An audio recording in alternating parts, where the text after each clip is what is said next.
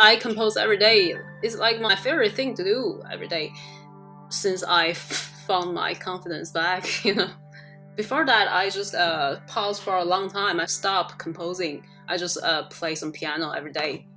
And I just don't want to, move forward. And Yeah. probably I think I just end up with as a pianist like that for a long time. And since then, I can see people just write music, write what they really want to do, really want to express. It's less about techniques. It's more about your feelings of the world, your concept. It's like that.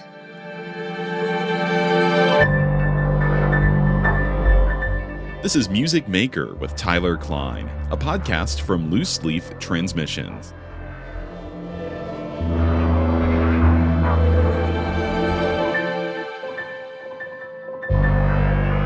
Hey everybody, and welcome to another edition of the podcast. If you are new here, it's great to have you along, and just so you know what's about to happen, my name is Tyler, and I'm a composer, a broadcaster, curator, producer, but really I think of myself simply as a maker. I just love to make music and all sorts of other things.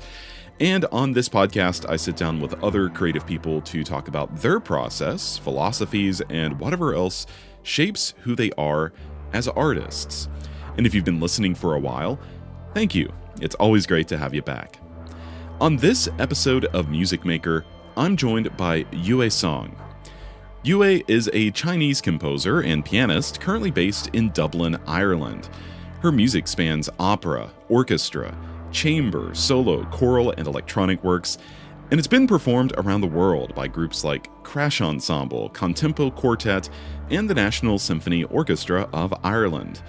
She's also written extensively for voice and opera, often drawing on themes of social injustice and anti-war narratives, and her collaborative practice often integrates performers' unique personalities into her work.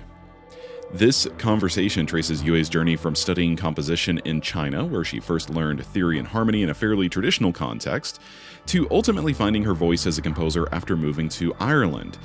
We talk about how nature and the environment have influenced her music, how she blends emotional honesty with experimental approaches, and how beauty for her is tied to the quiet moments of life.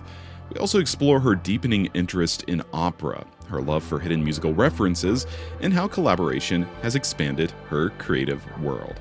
We'll dive in just a moment.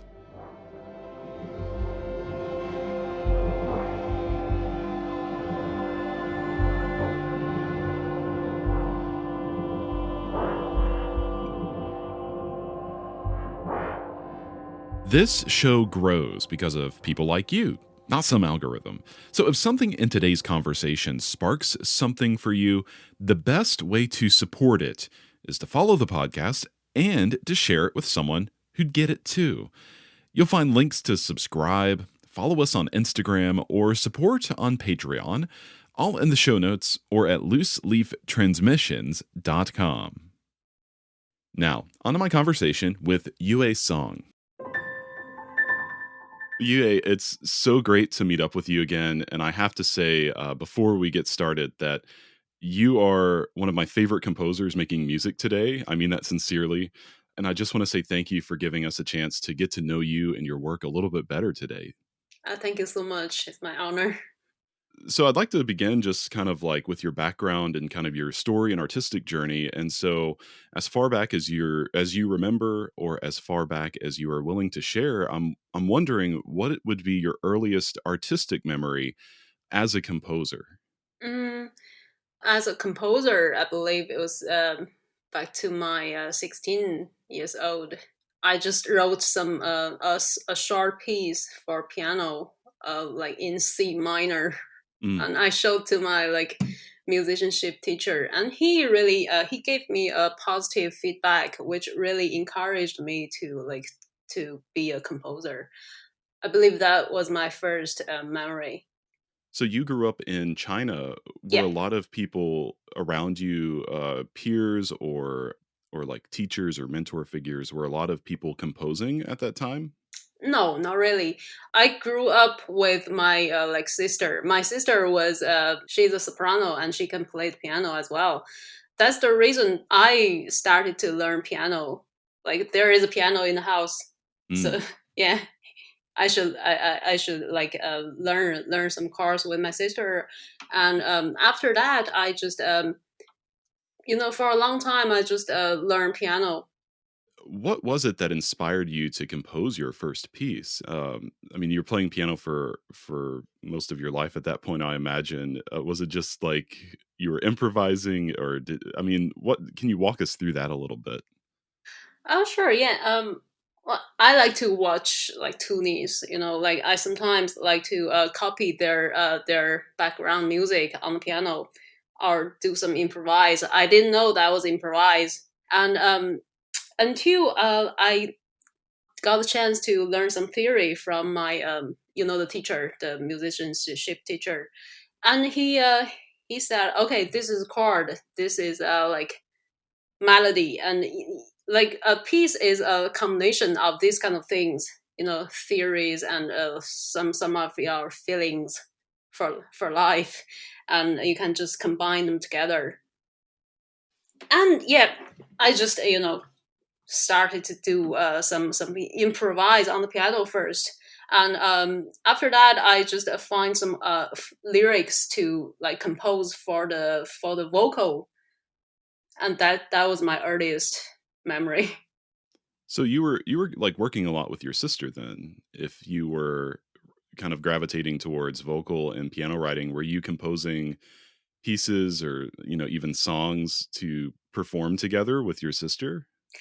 uh yeah, but we performed together for her like exams. Like I played the piano part for her, it's all for her because she was doing her exam for college, so I sort of helped her a little bit, from that. Yeah, that's our collaboration. And I didn't compose anything, back then. I was so young. I didn't know anything about composition. So what did that journey look like for you? I mean, you wrote your first piece in the key of C minor, you showed it to your teacher and he was like, "Oh, you're composing. That's great." Did you start composing more and more after that? Yeah, and I after that I he gave me like A3 stave sheet, and I started to write on that sheet, which I never did that before. I never know how to write a note, before that, and I just try it like to copy, my piano books, what they're writing, and I just okay, that is like treble clef, that is a bass clef, yeah, and yeah, yeah, I started with that. After that, I just composed some vocal songs from the Chinese ancient poetry. I composed the melodies for that, which is I don't call them a work, just some practice, yeah, exercise. When would you say your first encounter with a composer in real life was? I mean, when did you first meet a composer and it kind of like you realized other people were doing this? I believe it was my bachelor supervisor. I was introduced to him by my musicianship teacher, and he taught me how to compose, how what is composing techniques, and what is like what was harmony, what's the music theory. Well, he was 72 when I met him. I was 17. Pretty dramatic, isn't it? And he inspired me a lot. So I'd imagine this was a situation where he kind of opened the world of music up to Mm, you. If he mm. was in his 70s and Yeah, you had yeah. never met a composer like him before, I'm sure that introduced you to so many different ideas, types of music, other composers. So you started composing when you were about 16.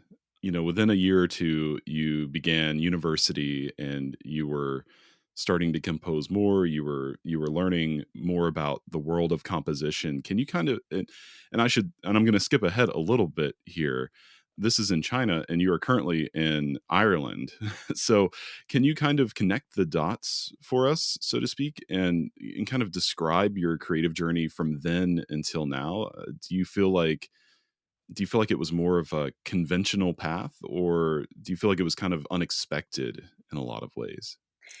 I think my experience was a bit normal. Like I just start with with my supervisor and finish my bachelor, learn the basic theory of how to compose, and then change to another conservatory to still focusing on composition. Until then, my professor, Shi Wanchun, which is like old generation Chinese composer who wrote for a lot of film music, that kind of composer, and he encouraged us to just focus on traditional music style. Back then, I didn't understand what is contemporary music. I just followed his steps, like followed him, like okay, this is how to write music, and you need to just focus on the balance of different instruments, combination of instruments, and you can't use not you can't use, but you're better to avoid harmony sound. Yeah. That was his theory. So until I finished my bachelor with him, I still didn't understand what is contemporary music. And then I moved to another conservatory and I started to study with another professor, and he taught me a little bit some Aaron Forte's theory. Okay, I learned his book, and okay, this is his theory.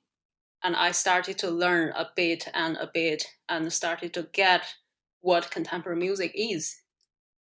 After that, I moved to Ireland. Yeah, which is a mind blowing place. Yeah. Yeah.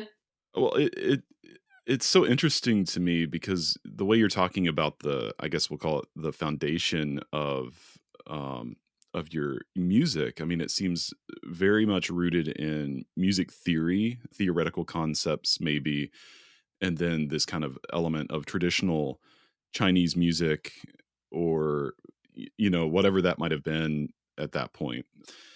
And it's interesting because you have such an original voice as a composer to me. And so you've clearly, like, not that you've like disregarded all of that, but you've moved into some direction that is, I think, totally yours.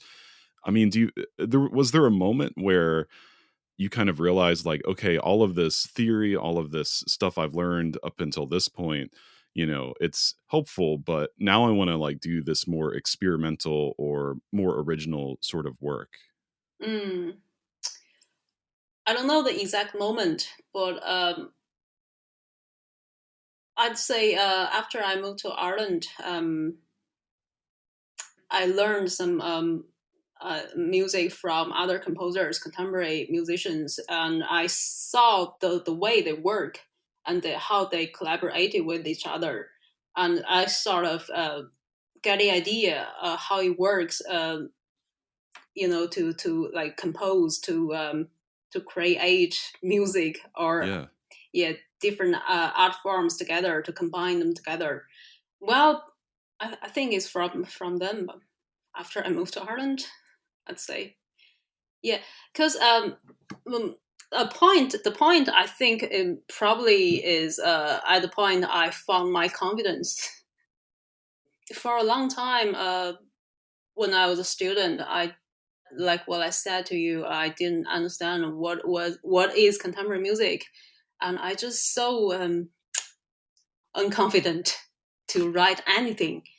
And there was a thing I like to mention was when I was doing my master course in Central Conservatory of Music, and they were holding a like opera project award, and I just I'd like to participate it.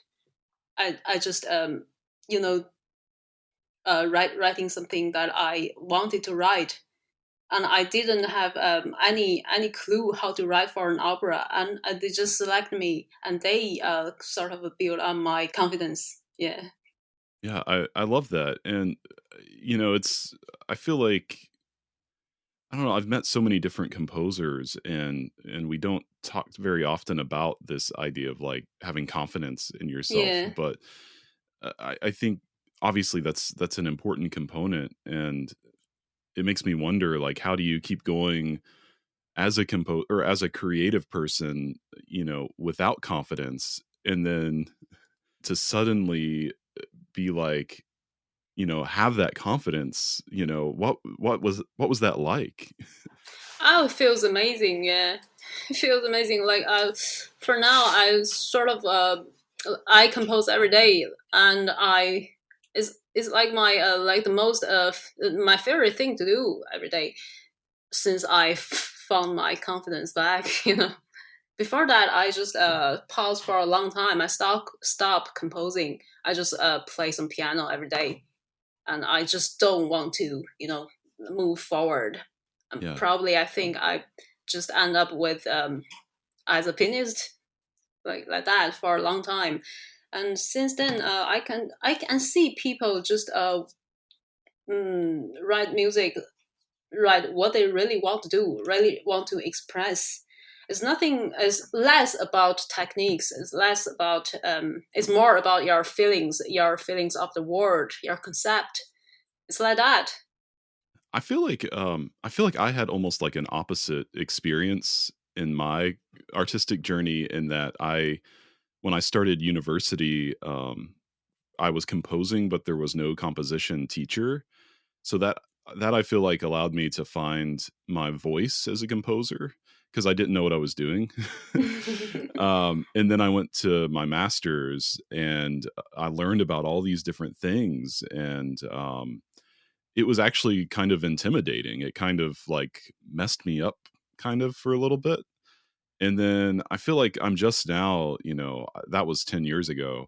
I'm just now kind of coming back to a point where I learned all these techniques. I learned all these theoretical concepts. I learned about all this different music. And finally, like, I have confidence again to like use that with the more emotional side of my being Yeah, that I started from, So I think it's interesting. It's like a parallel, but you and I had very different experiences, it sounds like. yeah, yeah, yeah.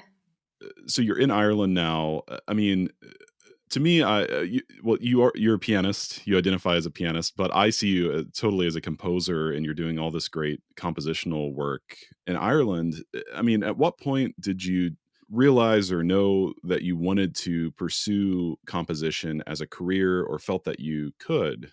Did that happen in China, or was it once you got to Ireland? I think it is after I got to Ireland. Um, I found there are so many festivals opportunities here, and you can just keep writing your applications, and you can just get opportunities to do your work. When I was in China, probably I was still a student. Mm, I can't have the those opportunities, professional opportunities to get my works performed. But after I got to Ireland, I just, okay, I found that is how it works. yeah, that's Mm. great. I'd love to talk about your life as a pianist for a little bit, because clearly that came before you started composing, and it seems like there was a shift at some point. So how does being a pianist influence your work as a composer? Because I can tell you, like, I'm not a pianist, and I see the piano as like a tool. It's not an instrument to me. I mean, it is an instrument, but you know what I mean. Yeah, yeah, yeah. You know what you mean. I think the most thing I got from being a pianist is I can learn the pieces. I can learn the composers through their pieces, learn their thoughts. their choice how to write for this bar, this note. After I learned some theory, I can just analyze their works. I feel, well, I'm above you now. Yeah. Like, yeah, I found it's a great combination for being a composer and like musician, pianist. Yeah, I've never actually thought about that. Like learning piano to just like get inside of these composers' works and get inside of these composers' minds. I mean, were there any composers or pieces that like surprised you in any way after learning about like playing it on the piano? Must be a romantic time, like Chopin's piece, Liszt, and the French composers, Debussy and Ravel. Yeah. Their pieces really inspired me a lot. Like when I was learning their pieces, I can't believe that music can be that beautiful.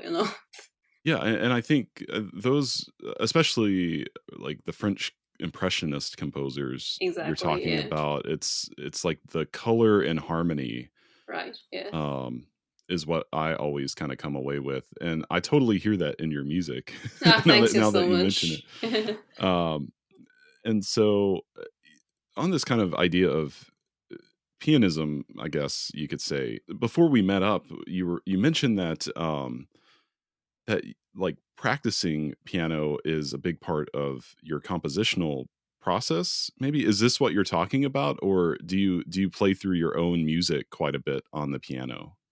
I sometimes, before I wrote the pieces, I just improvise on the piano. Yeah, that's the process. Yeah, that's the initial thing I would do to compose a new piece. Yeah, and speaking of the composers that which inspire me a lot, I would like to mention about my favorite composer is Rachmaninoff. Yeah. The Passion.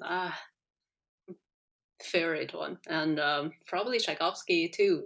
Their music inspired me a lot. Yeah, Hmm. absolutely. Yeah. So I learned about you through your piece Senses 4, which came out on an album with the Crash Ensemble. And I Hmm. love everything the Crash Ensemble does, but listening, I think your piece on that album is the only one I've featured on my radio show. Thank you so um, much. and maybe the piece itself or the series Senses has a lot to do with like the natural world and the relationship that humans have with the natural world. And so, what is it about nature that inspires you and in the work that you do? Mm. I wrote this piece around like the year of after I moved to Ireland. Well, I inspired by the natural environment here a lot. I When I got off the plane, I can't believe just a city can be that great. It's so different from where I came from, and I can just taste the air. After as soon as I got off the plane, and yeah, especially the dramatic environment here. The weather rains a lot, and Yeah, suddenly, yeah, sunshine is very good, but the next second rain. And that makes me just started to notice the natural environment surround me.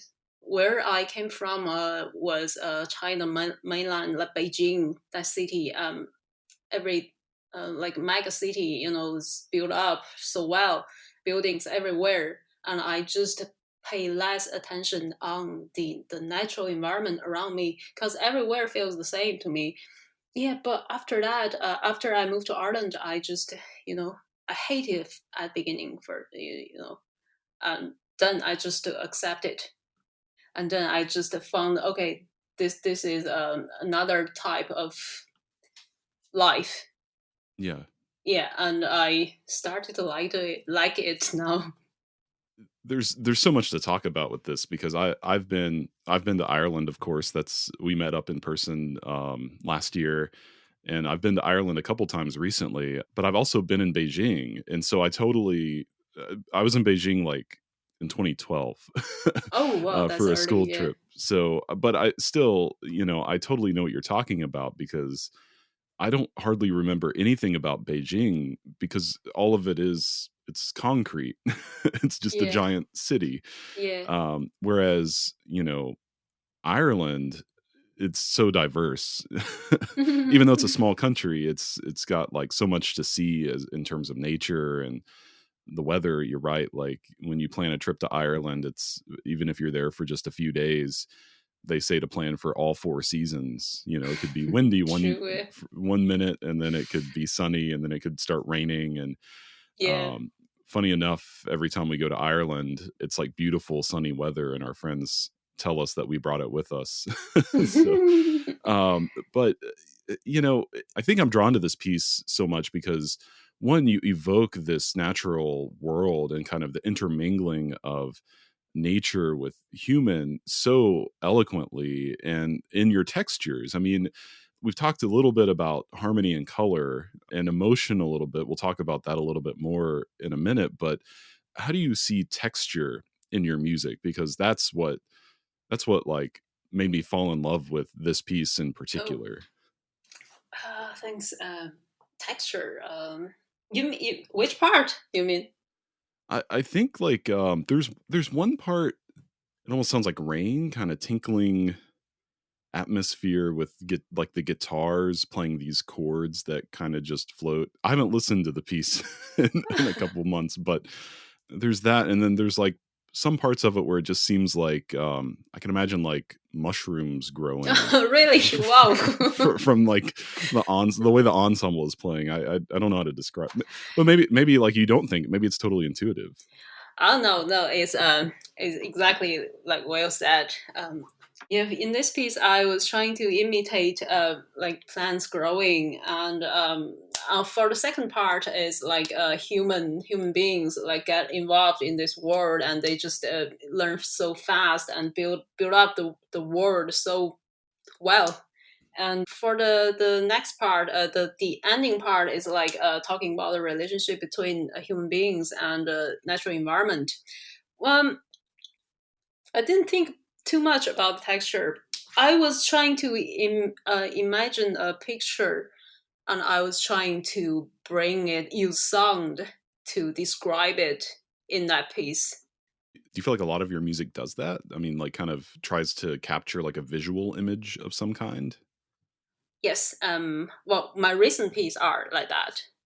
Yeah, like my orchestra piece, recent orchestra piece, like listening to the clouds, 听云 in Chinese, is trying to capture the summer clouds in Ireland. It's the transcription of the clouds. It can just change the weather, the temperature. The big giant clouds, and I was trying to capture that image in that piece too. And I can like totally see why you would want to write music about that. If you really want to stay connected to what I'm building here, the best way isn't social media, actually. It's the newsletter. That's where I share new episodes, unfiltered thoughts about the creative process, ways to support the work, and whatever's coming next. You can sign up at looseleaftransmissions.com or through the link in the show notes. So one of the questions that I ask everybody, and it's pretty open-ended, what would you describe as the primary pillars of your creative practice? So this could be the things that inspire you, the philosophy behind your music, the style, kind of the general ideas that seem to pop up in every piece that you make.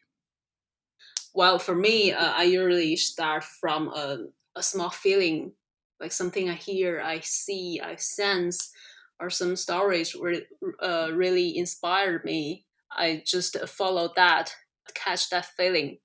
Mm. That's where everything starts.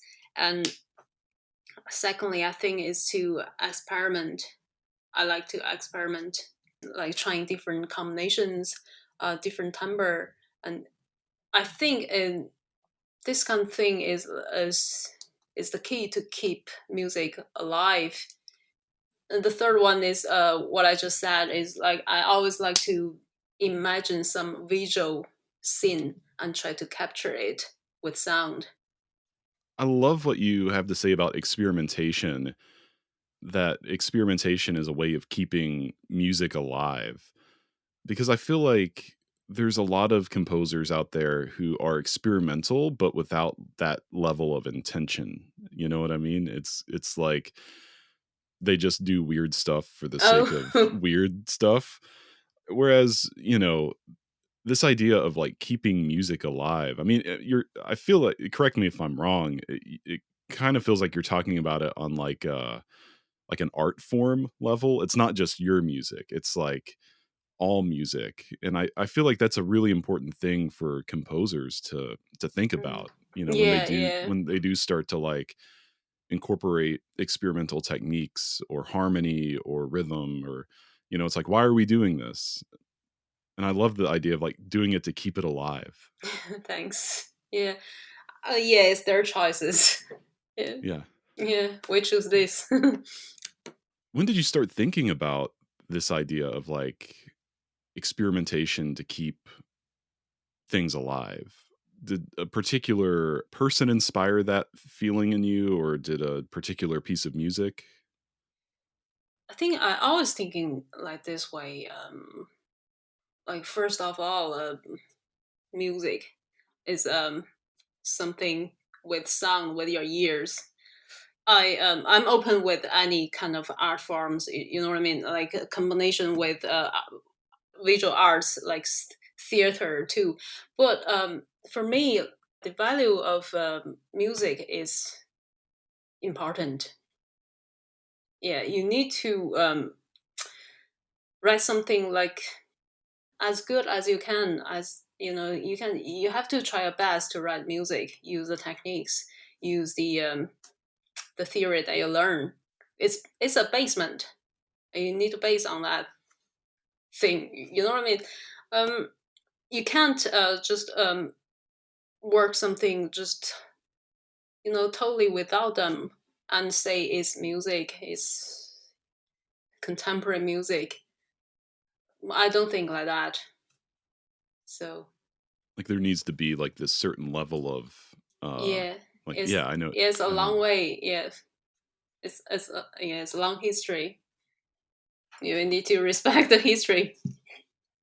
My composition teacher I had in grad school, he was the first guest on this podcast. And something he said was, he kind of talked about being a composer like, it's all one big group project. Like we're still working on the same project that Bach was working on. Oh, It's and yeah, yeah, and I true, love that yeah, idea of like, I can't say that like each one of my pieces, makes a difference in terms of like pushing music forward. I think that's like a lot to put on ourselves, like but I mean, certainly I feel like I have this desire in my own music to kind of do just a little bit that nudges it. Like it's just okay, this is like a little bit different enough to kind of make a difference in music in its totality, right? And I think all of us doing that, like music will end up in like a very different place like 100 years from now than it is now, you know? yeah, true, yeah.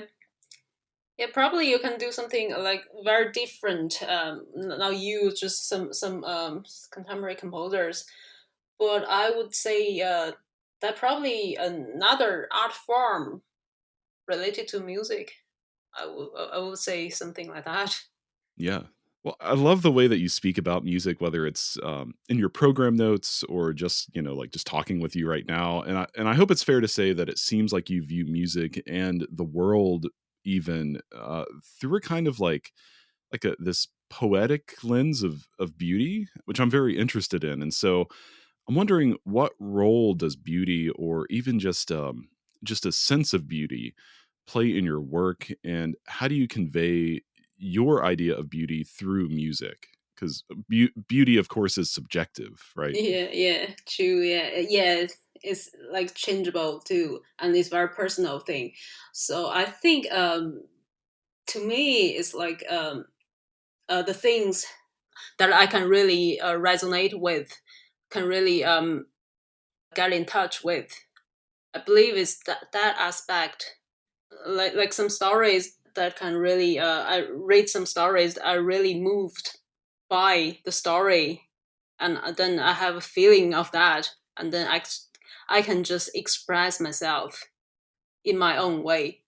Yeah, I believe it's that. Like beauty is like an extension of like your over like the emotional feelings that you might have in reaction to something. Is that I right? think so. Yeah, I think so. Well, it's changeable. I'm not sure. Like in 5 years, I still have the same thing. You know what I mean? The same logic. Yeah, I mean, I think about beauty a lot because I think for a lot of people, I mean, certainly like people who are not artists, right? Like there is like a regular kind of idea of what beauty is. It's like a very nice, clean, like when you say beautiful, people probably have like a specific image of something or someone in their mind. Hmm. But as I've kind of moved through life as a creative person, especially, I feel like beauty can be strange. It's like, oh, this is like strange and beautiful, and I find myself like very attracted to those kinds of beautiful things. There can be like beauty and ugliness, even as much as Exactly. that like Yeah. doesn't, I mean, that is kind of like a paradox, but I think it's true. And so like, whenever I meet artists who kind of acknowledge this, and not every composer or musician or artist does. I mean, there's a lot of composers who think like, okay, this is a major chord, this is beautiful. Not to True. be Yeah. deductive, but so I'm really interested, like, with these ideas of like experimentation and beauty. I mean, do you find yourself creating like something that might be unconventionally beautiful? I never think about that like that before. When I'm writing pieces, I don't think this is a conventional, this is unconventional. I just use what I need at that moment. Well, kind of earlier you mentioned very briefly about collaboration, like collaborating with people, opening up your world a little bit. And so, can you discuss the importance of collaboration in your work and some recent or even not so recent, like memorable collaborations? Mm. Oh yeah. I think the first memory that I collaborated with people was my chamber opera piece. Tonight I'll Be Free is a like 20-minute chamber opera, four singers and eight musicians. Yeah, before that, I just write music and you know try to find musicians to perform that, and that's it. But for that project, I really get involved deeply in the process of producing an opera. Yeah, like so many departments working together, and that Mm, was my first impression of collaboration. But after that, I collaborated deeply with a clarinetist, Marcella Bars, who she's a Canadian clarinetist, and that was her doctoral research was live electronics on her bass clarinet with sensor. mm. We didn't have any clue what we were doing back then. Yeah, I just wrote a piece and she just played it, and we tried different effects on really detailed, and we changed data on different effects too to get the ideal sound. That was a couple of months. I felt really inspired. I think this probably will be my way to do my composition in the future. Yeah, it's so different from I just sit down in my office and write things on my computer. It's so different from that. For sure. And I mean, what was your experience at that point with electronic music? I mean, especially like, writing electroacoustic music is one thing, but then utilizing a motion sensor, that like is totally like different. I feel it's so like it's on another level. Yeah. Uh, so it's like a solo instrument with another I don't know orchestra. Like there's so many choices to use. Yeah, it's really about what you want, what would you like to express. I found that electronic music is like that to me. Had you composed very much electronic music before then? Yeah, I learned how to use Logic. Like I just play and like exercise, do a little bit Mm, that kind of thing. But I wouldn't say they are like pieces, works. yeah, Yeah, it's just playful things to do. yeah. So that makes that collaboration with Marcella like even more exciting than True. it's Yeah. yeah, that's Mhm. awesome. Is there a piece of music or even something like a film, a book, a piece of art, or an experience that fundamentally shifted the way that you think about composition and your work? I would say Rachmaninoff's the second piano concerto. Mm, Yeah, that I love that piece. And yeah, it's so expressive. You know what I mean? He is trying to say everything in that piece. For me, it's like that, and I really like yeah impressionistic music and artworks too, paintings too. I found it's really like it's like a blur. When you saw the yeah. painting, it's like blur, but from a certain distance, you can just see the whole thing. I found music it's sort of like that too. Like at the beginning, when you're trying to listen to a new piece, you don't have a clue at the beginning, but after the whole work done, okay, now you get the impression of that piece. Does it make sense? Oh, yeah, yeah, I've been feeling that a lot lately. Not really. Finishing up a piece of mine that, Mm. I've been working a long time on and kinda starting some new projects that are like, okay, I kind of, like, see the big picture, but how do I get there, It's that kinda so I love that yeah, you're right, like and also what's great with paintings in particular and those paintings that you're talking about, like, it looks very different, like, right up close than, like, far away. So, many of your vocal music compositions, as well as your work in opera, which is vocal music, centers on themes of anti-war and social injustice. So, could you talk about when you began thinking about these issues as an artist?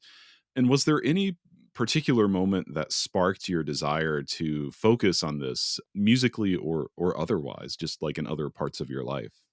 Well, the first vocal piece, the first chamber opera I wrote was about a society issue that a girl was robbed, maybe, by people stealer and grabbing her into a like a really far place in the mountain, and he can't just get out there, and she was being like abused a lot as sexual slavery like that. For that piece, I know that kind of a story a lot, but I wrote that piece because I read a story of a girl's well, she was the victim, and she successfully escaped. I was trying to think. At that moment, I think it's so hard for a girl in that situation to like to get saved, And I wanted to what I can do for her. I can just write something about this topic. That was the initial idea I had for that opera. And the second opera, Tattoo, that was an opera based on the Japanese War aggression. Yeah, invaded China and like surrounding countries too. It was back to 1931 to 1945. During that time, also it was female victims. It was about them. Yeah, I heard that story a lot. Since I was a child, like from TV shows, even from my grandparents' bedtime stories. Yeah. Like how people suffered from the war. And then I watched documentary of their current lives of those female victims. They were being abused to like sexual slavery as sexual slavery, and I was so inspired. I was so like moved by her attitude to life. One particular thing she said is, "Life's so good. Life is so beautiful. The world is so beautiful. Sustain your life to witness it." Yeah, that was she said. A victim who was 99. Well, that was from COVID time. I watched that documentary, and everybody was depressed a little bit in that time. And so, wow, she experienced that, and she's still, have a so positive life attitude, which inspired me a lot. And I started to just do some research of that period, like learning their that part of history, and I saw wars bring us so Like nobody wins, right? exactly, yeah, destroy our lives so much. Yeah, that makes me think to work on some pieces about that anti-war, or just something like social injustice. Yeah, like social injustice is like the wars is end. The Japanese against China war, it is end, but the trauma they still have. The victims still have their trauma. Like every day, they just have that memories come up again and again.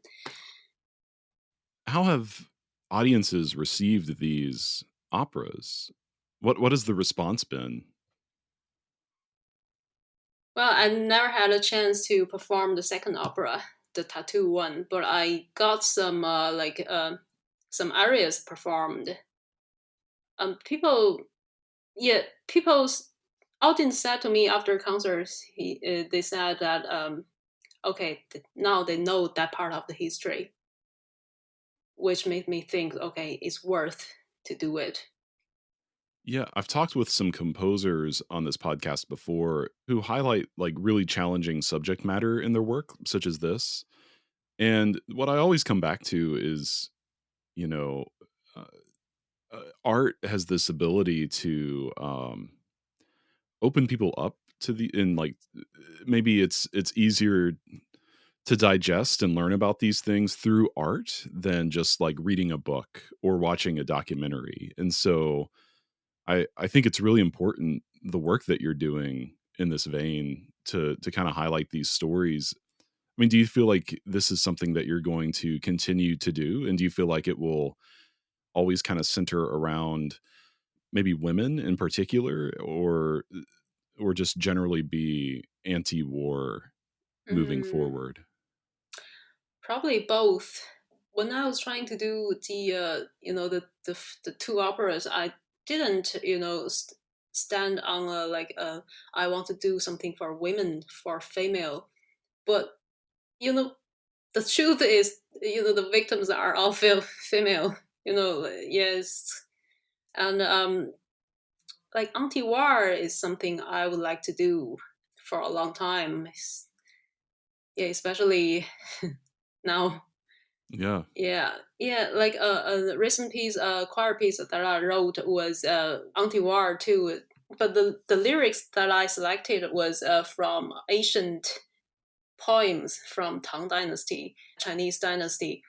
It was around 800 to 16 something, 1600 something, a long period. I select some sentences from different poems and combine them together to show that no matter in what time, which part of the world, anti-war is the topic to express. Yeah, I'm not sure, like I mean, our lives are so short in the grand scheme of things. I don't think many people realize that, things that happened, 100 years ago or even, I think a lot about the American Civil War, which was, 1860s. So, we're still we're still being influenced by that war that no, like my grandparents and great grandparents weren't even alive for that. And we can go all the way back to the 800 even, talking about the Tang dynasty, and so much about our lives are still under the influence of those events. It's like, yes, things change, but as artists, I mean, we're still kind of talking about and reflecting on and making art about the same kind of subject matter, as a poet in China in like 1,000 years ago might have been Mm-hmm. doing. Yeah, true. Yeah. Tyler here, and if you're enjoying this episode of Music Maker, well, just know that I've got a short form show called Micro Maker. Think of it as a distilled version of these conversations focused on powerful insights that you can listen to anytime. New episodes twice a week, Tuesdays and Fridays. Give it a follow. I can imagine it's easy to kind of, not easy, but it makes sense to explore these topics through vocal music, through words and language. Do you find that you touch on these topics in non-vocal pieces as well? I mean, it's interesting because we've talked about like how nature influences your work, and I think there is like a love for nature is kind of inherently anti-war. like like of course, like you can't love war and you can't love nature. I don't think anyone love, well, maybe some people love war, but Yeah. it's like, those two things kind of fit together, I guess. A love for nature and being against war and social injustice. Do you have any non-vocal music that pertains to anti-war subject matters? Oh yeah, was a piece I wrote in 2020. I remember it was February. Yeah, it's like a parrot ensemble, five instruments, flute, clarinet, piano, violin, and cello, and that was about like a Chinese ancient young general, about his life. He was a like distinguished, brilliant general in Chinese history, and like never lose in wars, but he just lived a short life. He died in 23. Like there was saying about him is like famous generals are like beauties. They're not allowed to grow old. That was a piece of anti-war, you know, without lyrics. I don't think that piece is that expressive as operas. You know what I mean? Like operas, you can, like Will said, you can just throw language, the idea through languages, and that one was it's more like describing, the battlefields.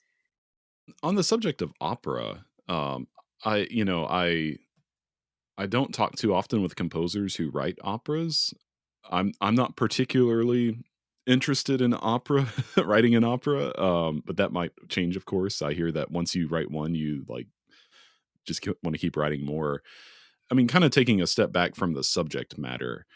What is it about opera that you love? Like, why do you? I mean, I'm imagining you want to keep writing operas, right? That I really want to express something.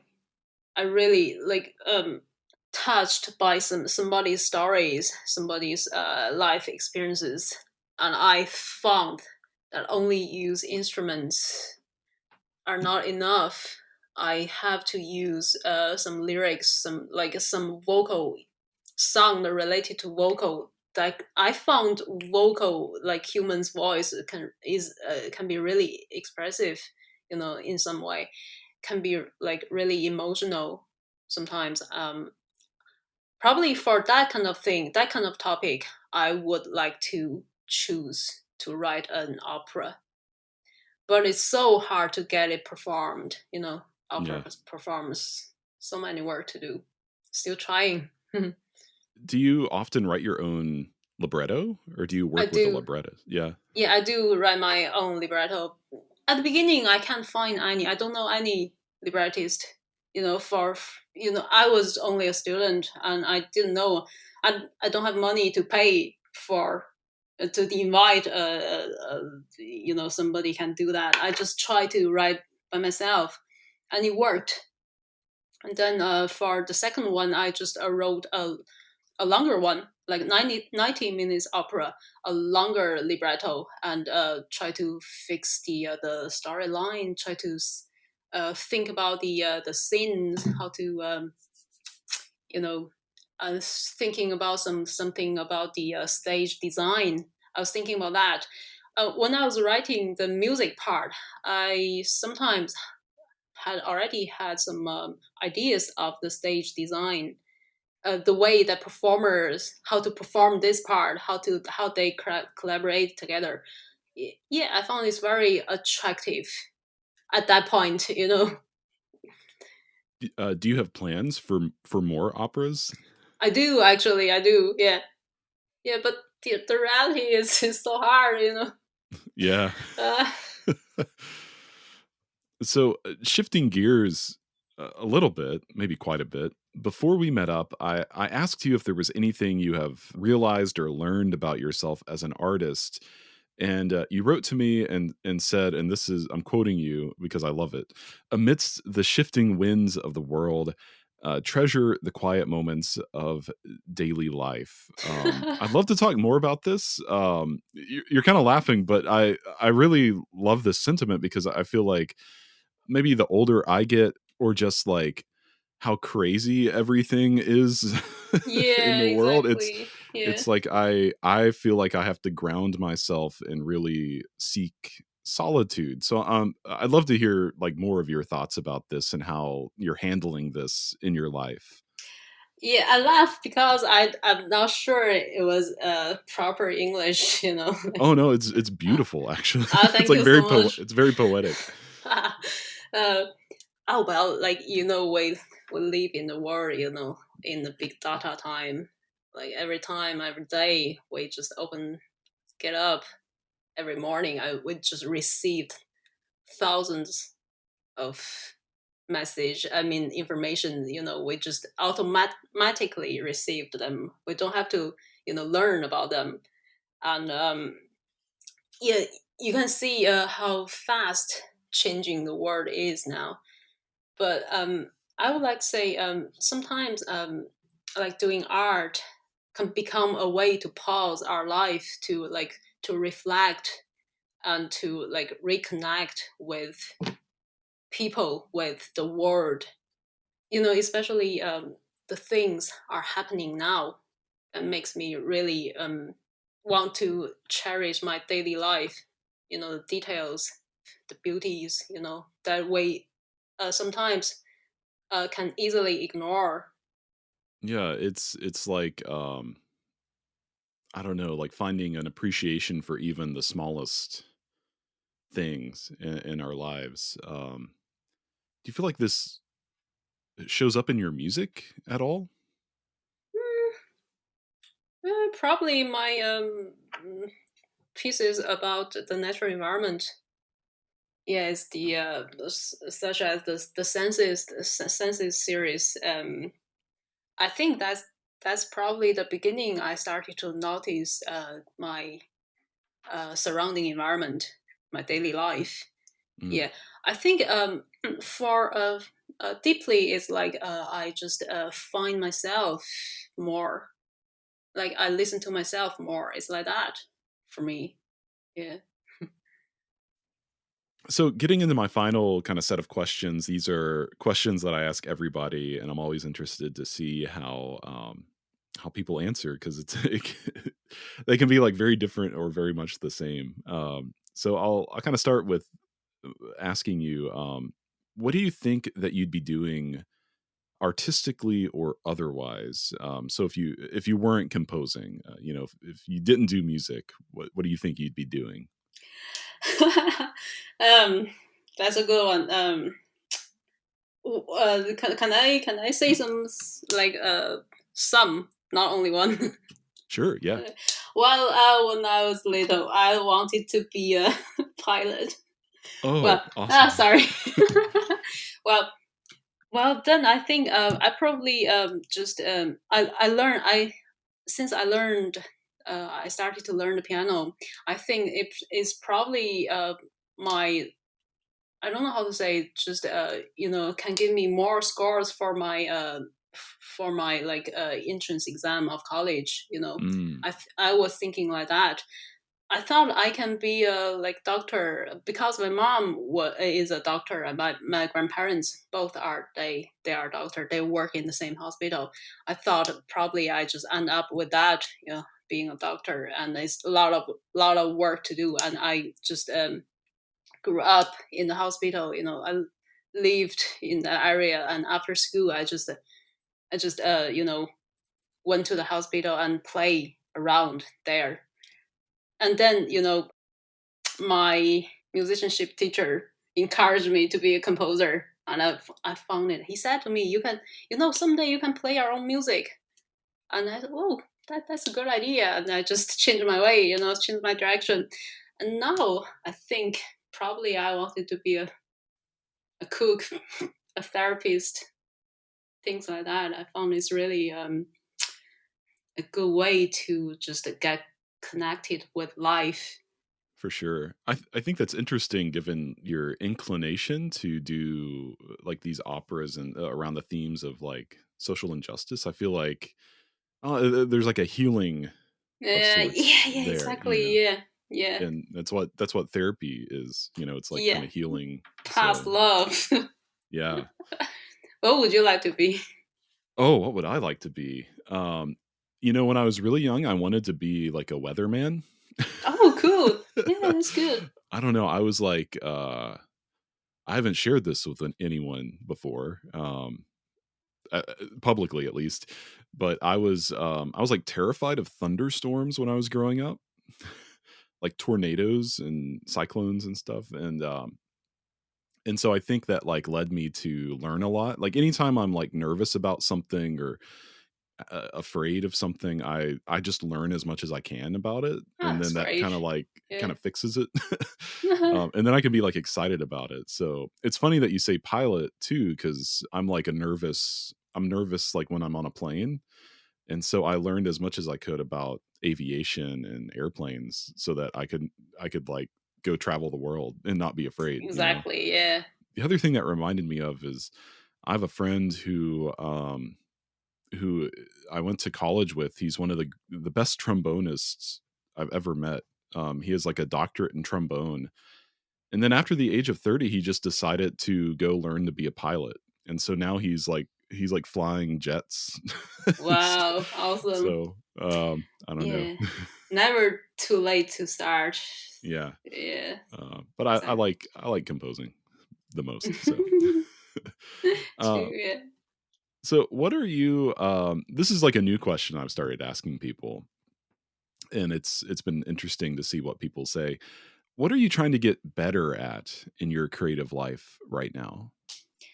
Oh, I'm working on an orchestra piece for the moment, and I'm struggling on the timbre, the combination of timbre.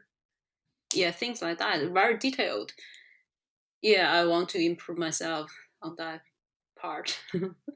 Like orchestration and whatnot? Orchestration. Yeah, Yeah. orchestration. Yeah. Oh, that's interesting. That's one of my favorite parts of composing. Oh, What are you finding like challenging? I'm just curious. you have too many choices. Like Oh to yeah. find the way the one you really want at that moment. Mm, Yeah. yeah, I get that. Is there a tool in your creative practice that you think everyone should know about? And that could be like an actual physical object. It could be a software. It could be a process. Anything that like helps you compose that you think everyone should know about. Oh, okay. For this one, is I recommend to use everybody to use like typing software, Sibelius. I found it so different with handwritings. You can just save a lot of energy, but you still can just work on your hand too to just open your mind, get ideas. But you can just try to figure out a way to put on your computer on that software. That's the first thing I recommend. And the second, can be anything, isn't it? You know, after I moved to Ireland, I can use Google and YouTube because in China, internet are banded Yeah. there's at some point, and then I started to learn score on YouTube. Like something Scott Fowler channels like that. Yeah, I found it's really handy, and you can just learn their music and you can listen to it at the same time. Yes, yeah, super handy. Oh, that's such an interesting perspective that I think, those of us in the West especially, maybe take for granted. Is Yeah, I would never have imagined. No one's ever said YouTube before or Google because we've always had that. I know, I understand that. Yeah. But that's like a recent thing, relatively recent tool for you. True. Yeah. Yeah. The time I was in China, I have to go to a library and find score and deal with the librarian. It's really difficult to deal with. Yeah, and I can't write anything on the score. Yes, it's a different way. Technology. Yeah, great. So my final question is, what is something that you've never had the chance to say about your work, but you've always wanted to share? I sometimes like to put some hidden ideas in my works to show my respect to composers, old composers. I don't normally to talk about it because I sort of expect people to find it. So Yeah. this could be like something that's like reminiscent of Rachmaninoff's music, for example, that you don't tell anyone about. It's just kind of there. Yeah, And yeah, yeah, it's just oh, I there. love that. Yeah, Yeah. yeah, probably a variation of a certain theme or just tiny bit of their music. I Like rearrange it in a rearrange way. it. Yeah, yeah, put it there. Yeah. Mm, That's great. Do people usually notice that? no, no, No. So it's like no. kind of just a little thing for you. Yeah, yeah. Oh, that's great. Thank you. Do you do that? Um, do I do that? No, but maybe I do. I'm thinking about it because I just got I'll say this. I don't know if I should say this because it's anyway. I was commissioned recently to compose like a wedding processional for some friends who are getting Oh, married. So wow. like the music that the bride will walk down the aisle to, which is, I told another composer I was doing this, and they were like really confused by the whole thing because it's like, I don't know, like, but I thought it was interesting. And so the bride loves Pachelbel's canon. Oh, right. Okay. And so I'm like trying to figure out right now, like, how do I incorporate Pachelbel's canon, but like she can hear it, but no one else can. Ah, that's very um, interesting. Yeah. so yeah, Mm. but certainly I think I'm always kind of, I don't know, I'm always trying to incorporate these kind of moments in my music that either allude to different pieces of my own or different parts of the existing piece. And it's like I always like go back and forth whether or not to explain that in like the program notes or something. And usually I don't, because it's like a little secret for Exactly. myself, Yeah. you know. Yeah. And A tiny surprise. Yeah. yeah. Mm. What's like the most recent example of this in your music? I'm just curious. Oh, in recent, I don't have any in my recent music. But I did a lot. I use like people's name or some words and make it into notes, like my melody line, and that's the theme. I Ah, never told yeah. anybody. Yeah, yeah, and sometimes like for composers, I just Yeah, like Will said, Rachmaninoff, I took tiny bit of his work, of Mm. his material, and put it into my piece. The dance music, I just collaborated it with dancers. Yeah, but that one was really, you can hear the Chinese style in that piece, but you can't hear, like, you can't recognize when you just only listen to that the music.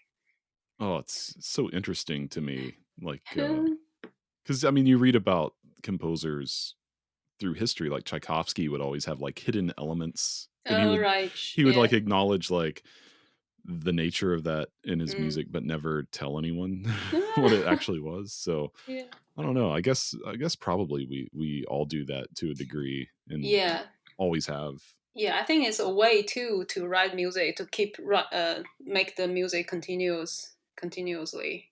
Yeah, and I also use some. It's like a number of patterns to develop materials. Yeah, on like Yeah, some instrument part which are not important. yeah, Like but you have to have them there, and you can barely hear them for the whole orchestra.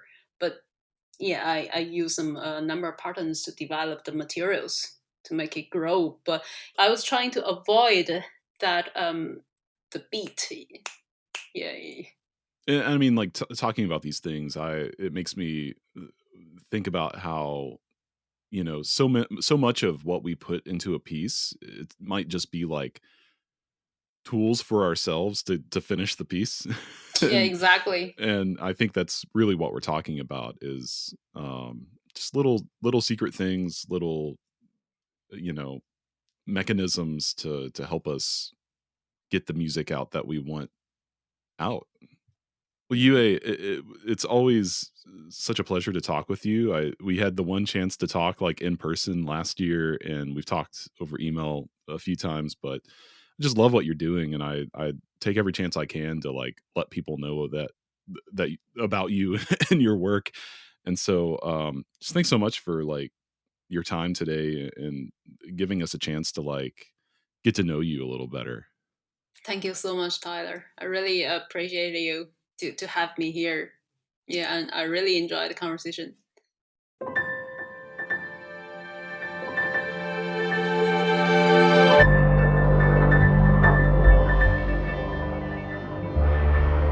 I'm so grateful to Yue for taking the time to share her story and creative perspective. And if you haven't heard her music yet, it's really some of my favorite music being made today, and I highly encourage you to check it out.